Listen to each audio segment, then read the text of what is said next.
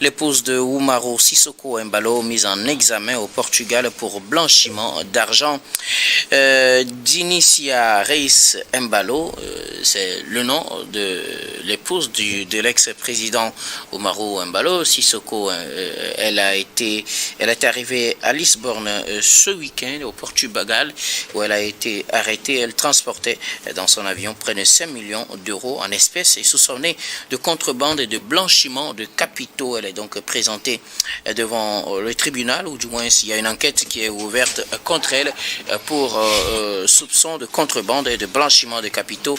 C'est ce qu'a annoncé ce mardi la police portugaise. Près d'OTT, 5 millions d'euros, en tout cas c'est le nœud de cette interpellation. Elle est présentée devant, du cas elle est interpellée par la police soupçonnée de blanchiment d'argent. Robert Kossigan, côté.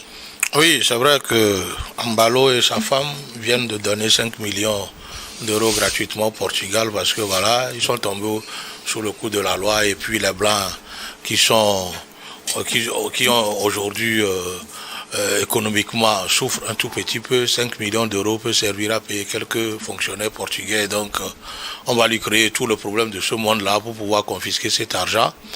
Malheureusement, normalement, le Portugal devait restituer cet argent-là à la Guinée-Bissau.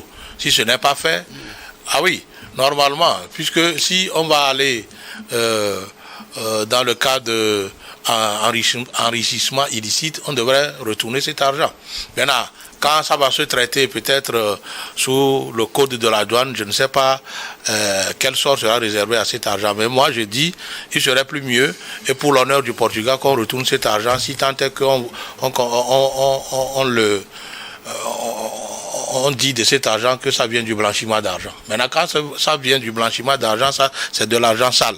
Maintenant, pour que le Portugal donne un exemple aux Africains que voilà, ils luttent contre le blanchiment d'argent, il faudrait qu'ils restituent l'argent à l'État bissau-guinéen. C'est ça, c'est très important. Maintenant, je voudrais conseiller aussi à la dame Embalo de ne pas prendre un avocat parce que ce serait de l'argent perdu totalement, donc de ne pas prendre un avocat et de Non, je crois que même le criminel... non, pourquoi prendre...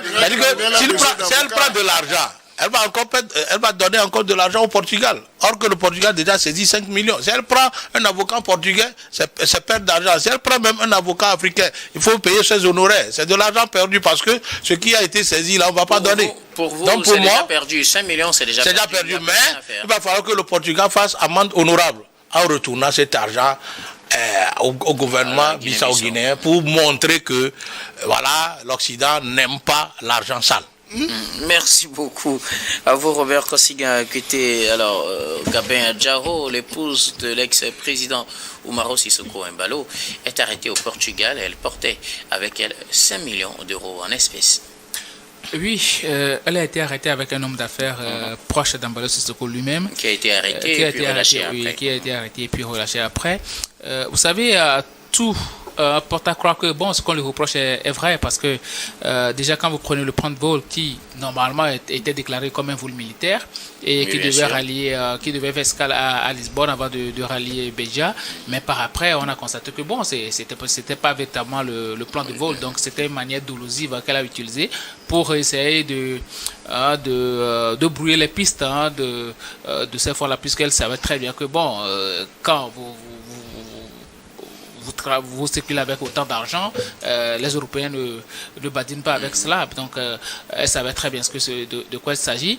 Et elle a été arrêtée, blanchiment d'argent et tout. Bon, pour le moment, on va voir ce que ça va donner. Kossigan disait tout à l'heure qu'elle l'a conseillé tout à l'heure de ne pas prendre d'avocat, mais elle en a besoin et on verra bien ce que ça va donner du côté de la justice. Mais rassurons-nous, la plupart du temps, ces fonds-là qui ont été choisis, si après...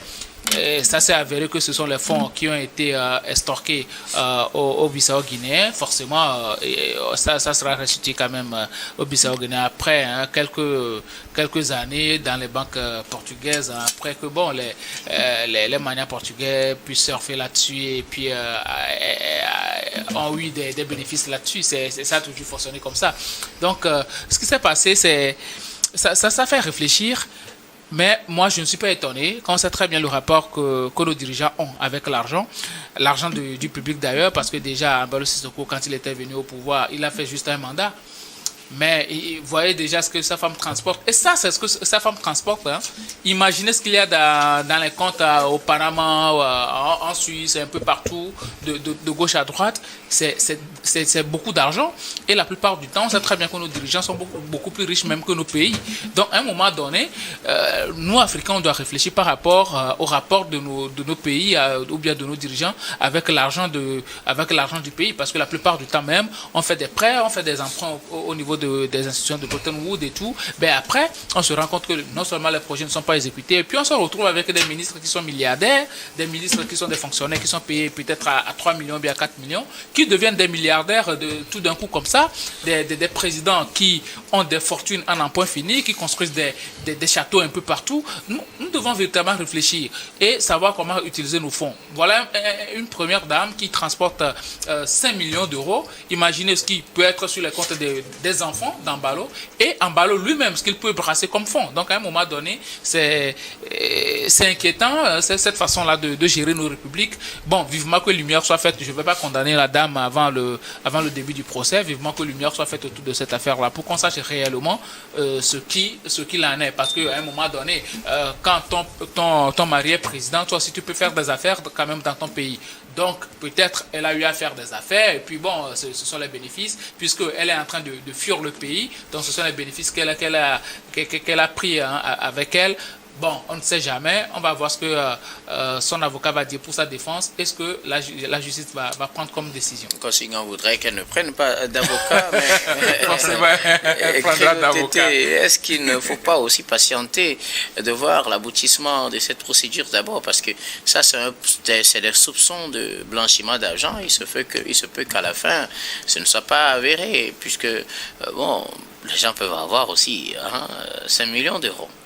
Non, je crois que même si on peut évoquer ici la présomption d'innocence, donc dans le cas des faits, je crois que la présomption d'innocence même souffrirait de quelques mots, parce que il faudrait se poser, même si elle a gagné convenablement ses fonds, donc si elle veut voyager, elle veut avoir l'argent à disposition, donc je crois que ce sont les transactions bancaires qui mettraient à sa disposition dans des structures, dans des institutions financières de façon légale ses fonds. Donc elle n'a pas à voyager avec ses fonds. Et vous savez, quand son mari a quitté le pouvoir, c'est créer le luxe d'organiser son propre coup d'État. Donc on ne peut pas dire que après la fuite du pays de son mari, qu'elle ait eu le temps d'aller à la banque, de rassembler ces 5 millions d'euros. Donc cela interroge également. Donc c'est dire que il y a des sommes assez colossales comme ça à la disposition dans les palais présidentiels, à la disposition du coup présidentiel, sinon de la première dame. Donc ça doit, c'est un sujet qui porte à réflexion. Donc et aujourd'hui, donc rien n'oblige le Sénégal à restituer le Portugal, a restitué les fonds là à la Guinée-Bissau. Le Portugal aussi a besoin de ressources, donc ce sont des fonds saisis et ça provient d'une pratique illégale. Et lorsqu'on parle de blanchiment d'argent, donc on ne va pas dire que tu es de tel pays de provenance, donc on doit retourner dans le bien de l'humanité, on doit retourner ça à ton pays. Donc le Sénégal, il y a des mécanismes qui gèrent ça.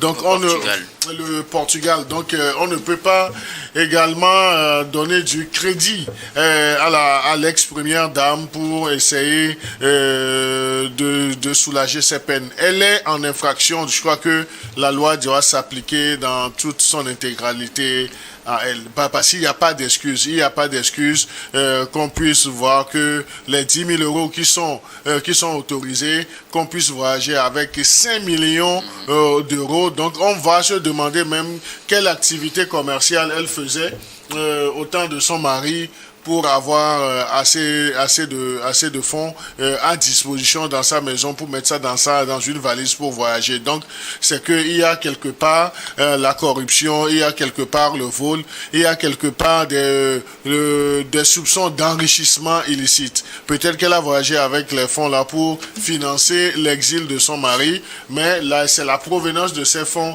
qui est aujourd'hui sujette à questionnement. Merci beaucoup à vous tous pour vos contributions. Nous